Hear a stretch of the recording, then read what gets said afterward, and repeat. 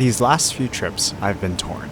Wildlife photography has basically taken over my life. But from shooting those 2 piers last week on Kauai, I realized that I kinda miss shooting landscapes too. So on this solo Big Island trip, I sought out to do a little bit of each. And both of them were starting to feel a little bit like work.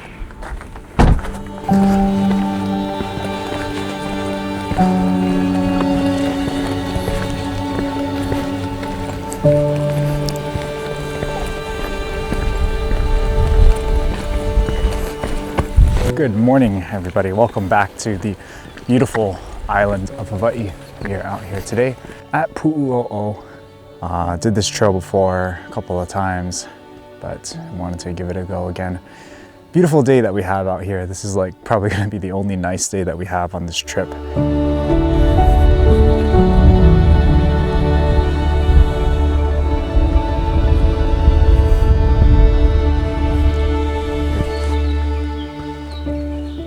Wow. Oh, it is loud out here today. Not like last time where this place was silent. When it's really loud like this, it's very hard to distinguish what bird is what. It's back-breaking work up here, or neck-breaking work. Everything is so high up in the trees. This looks like a strong candidate for a koa tree. We got EEV back there.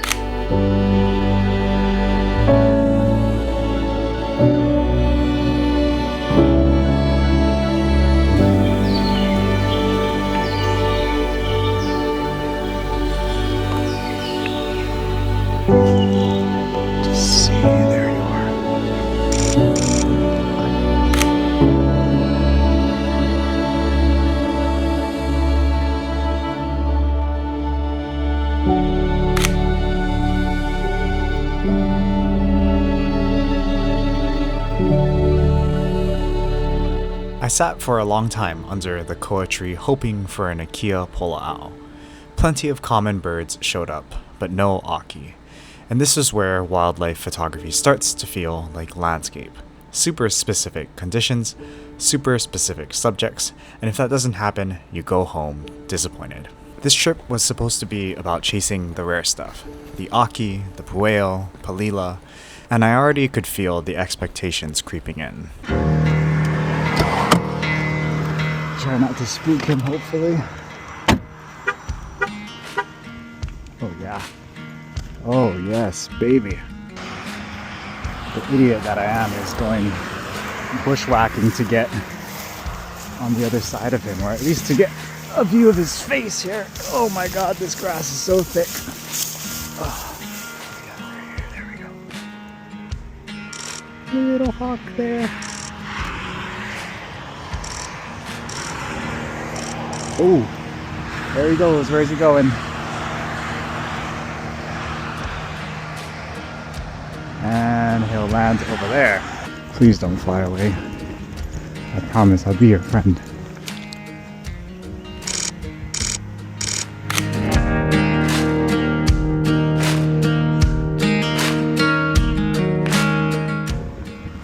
There. He's kind of turning around there. Dang, grab that. Oh, yep. That's the one.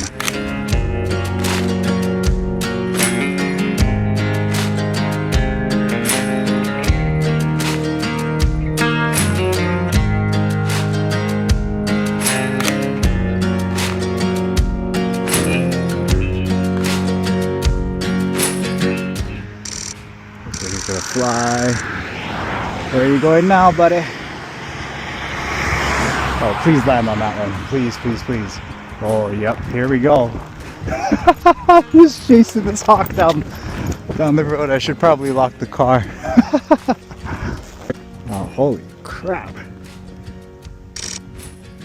It's a beautiful hawk.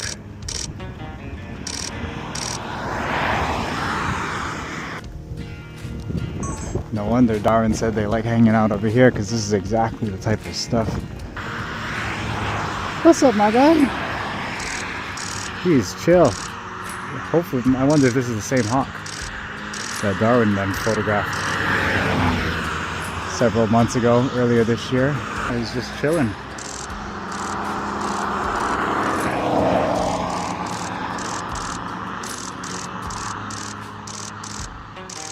Ooh, poop shot.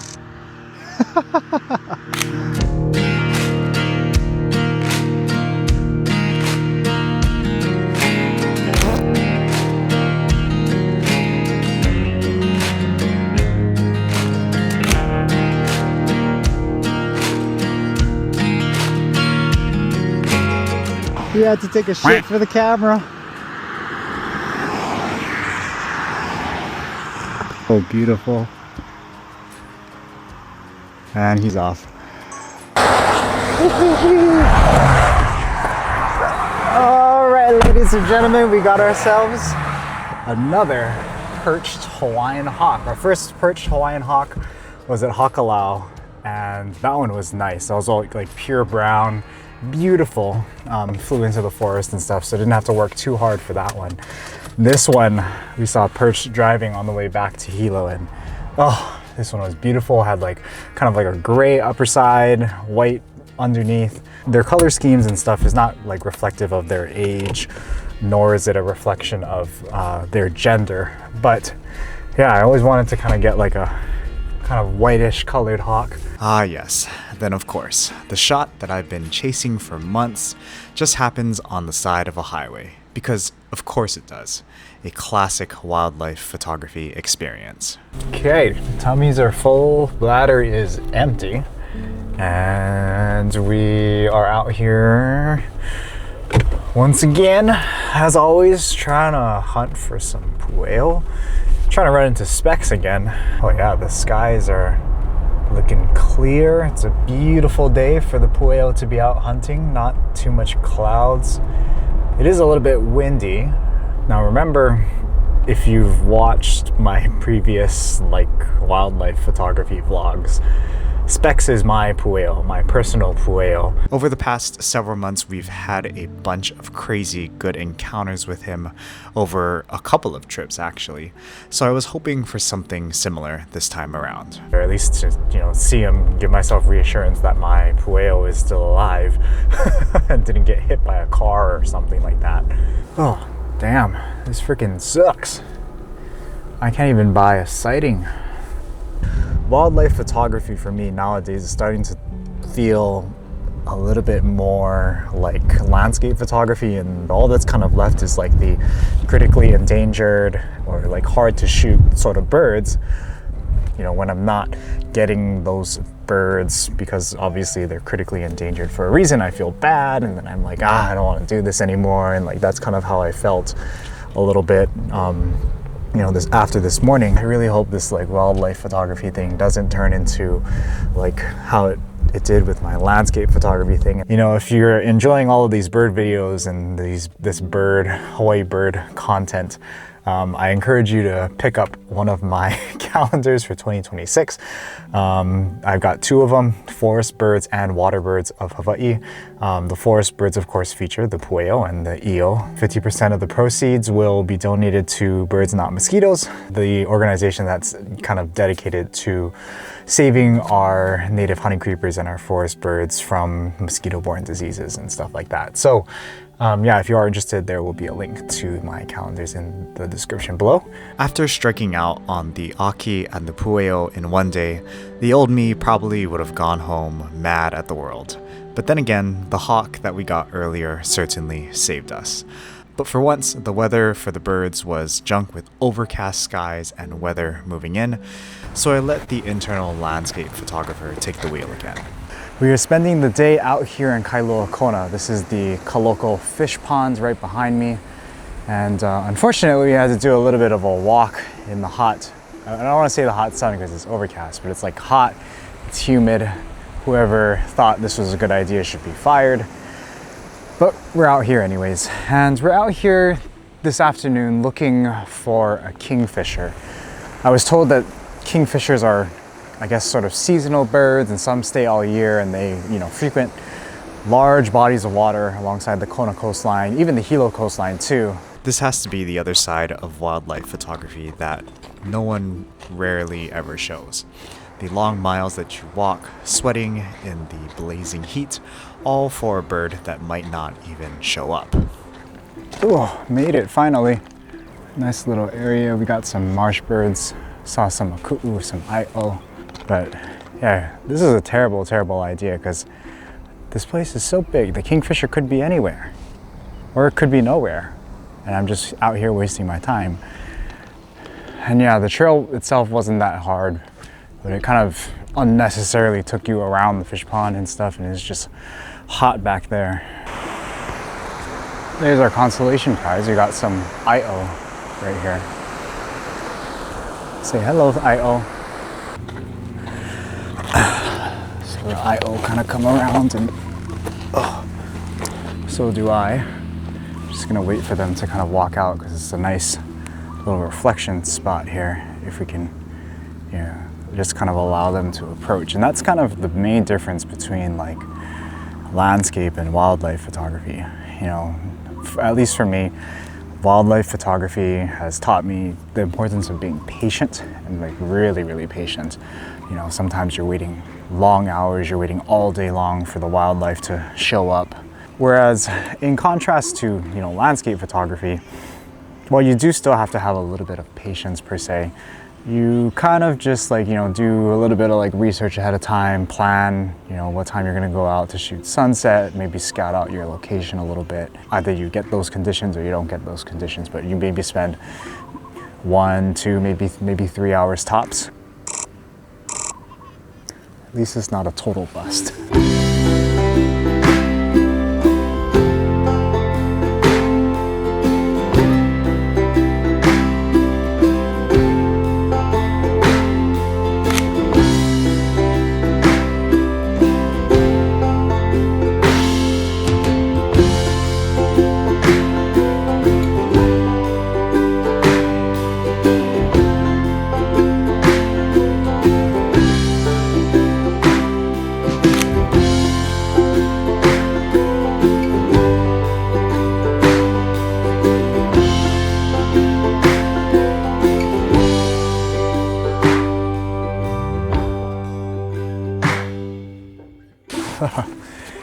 The other big thing too is, the toolkit is so much different when it comes to like wildlife photography. I mean, this thing, as you guys all know, takes up half the space in my camera bag. And even though my camera bag is still relatively small, if I was just shooting like astrophotography or landscapes, I could really kind of keep the footprint of the bag and the footprint of the setup relatively small. Whereas with wildlife photography, you have no choice but to pick up a telephoto lens to, get as much reach as you possibly can. With the weather looking pretty terrible up on the mountain, I finally did something that I haven't done in a while. I committed to shooting seascapes. I'm just doing a little bit of scouting, just taking a look at the sky, and it did look like a lot more cloud cover has rolled in, kind of snuffing out that opening on the horizon. So it's gonna be a toss-up whether or not we get any sort of light for sunset. I wouldn't mind getting like a nice moody shot, even if we get like just a little bit of light coming through. I think that'd be fine. Let's go scout some more locations. Woo.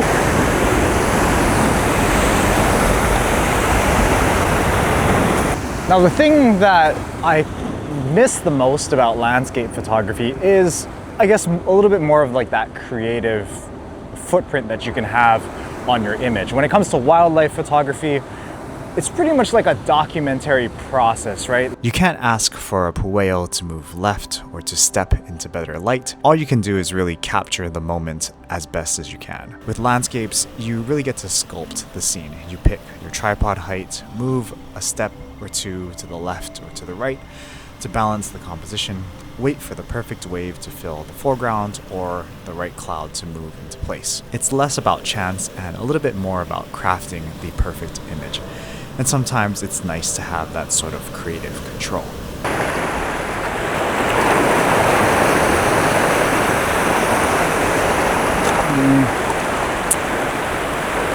Yeah, one of the things that probably the old Spencer that primarily shoots landscapes would take one look at the sky and go, man, there's no sunset happening right now.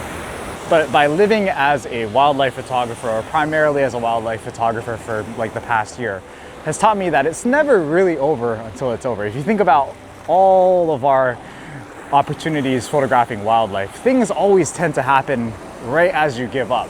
Now that I kind of have this breadth of knowledge from wildlife photography, I'm more willing to kind of wait the extra, how much longer we have till sunset, about an hour and a half, just to see what happens. And even if something doesn't happen, it will be okay. It's never over till it's over, as Garrett would say. And yeah, while landscape photography, really teaches and kind of emphasizes and exercises those creative muscles when it comes to your creative vision, wildlife photography teaches you patience to be able to kind of wait out those conditions just to see what happens, because sometimes those moments really do happen at the very last minute.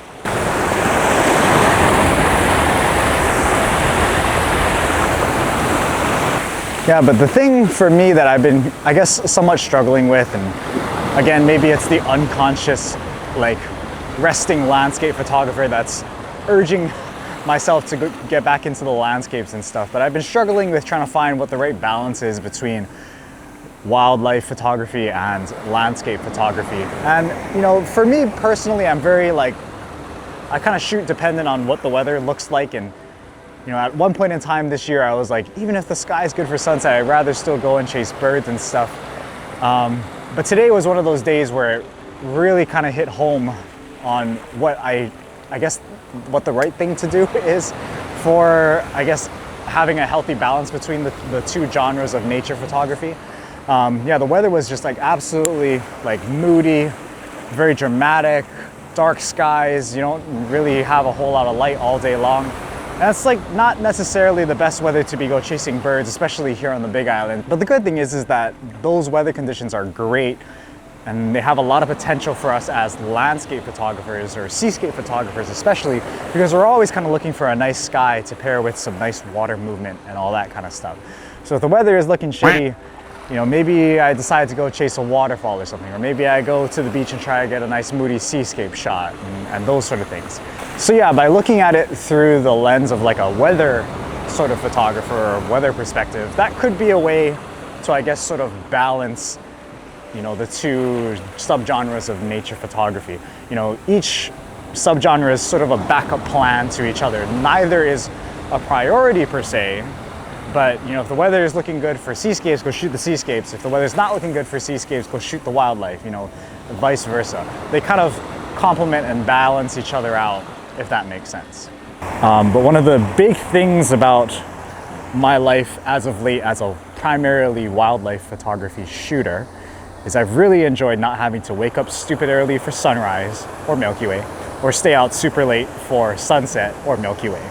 Those things really, really killed the energy. So the fact that when we're just focusing on wildlife photography, our photography is primarily during daylight hours. We can sleep like a normal person. We can have a life outside of photography and stuff. That's something that I really, really appreciated over the past year. But yeah, this idea of balance, it is a very popular topic, but I think a lot of people get it misunderstood. I consider balance a little bit more like homeostasis, right? That's a word that you haven't heard since your 4th grade science class, but homeostasis is essentially that balance in Mother Nature. But what I'm trying to say here is, stop chasing the perfect balanced life. You're always gonna have the pendulum swinging one way or the other. And as long as you kind of swing it back the other way, or you just kind of be self-aware and kind of, try your best to get some sort of homeostasis or some sort of balance in your life, then I think that's all we really can do. After wandering up and down the coast, second-guessing myself at every drain, the sky and the sun suddenly flipped a switch. So, had to book it down here. Now there's a chance that this is an absolute bust, but I really hope and I really pray that it's not, and that it's worth it. Ooh. All right, so this drain, probably the easiest drain for us to get to. The only problem is now I don't have a whole lot of time to find a composition. Ooh, here we go.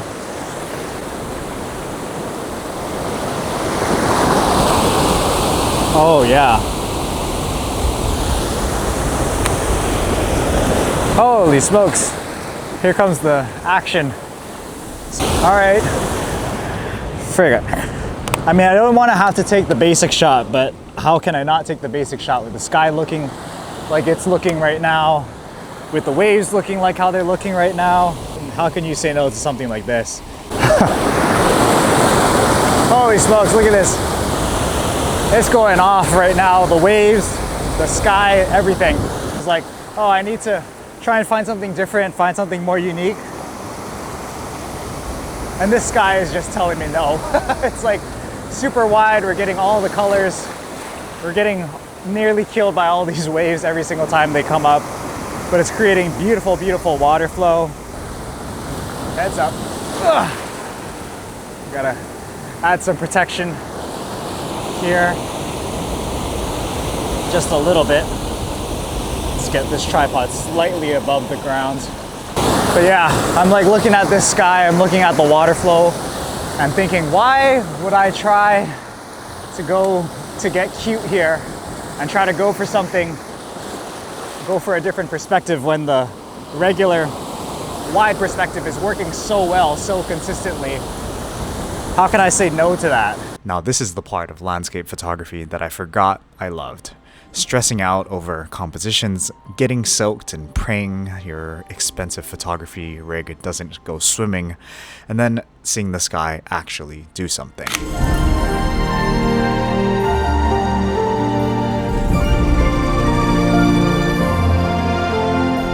On this trip to the Big Island, I realized that I don't have to pick between landscape and wildlife photography forever. If the weather is good for birds, I'll go chase birds. If the sky looks moody, I'll go photograph some landscapes. And on those days where nothing really lines up, I'm trying not to call it a failure, just another data point. So that's kind of where I'm at right now. Somewhere between a crackhead Milky Way astrophotographer, a seascape shooter, and a bird nerd with terrible eyesight and an overpriced telephoto lens setup. If you're feeling that same tug of war between genres, I hope this video has given you the permission to let the pendulum swing. Chase what the weather gives you, let go of the shots that you thought you were going to get, and just enjoy being outside. If you've enjoyed hanging out on this trip, hit that like button and drop a comment about which side you are leaning towards lately, wildlife or landscape. And I'll see you in the next one, where we make a return to one of the best places in Hawaii for wildlife photography.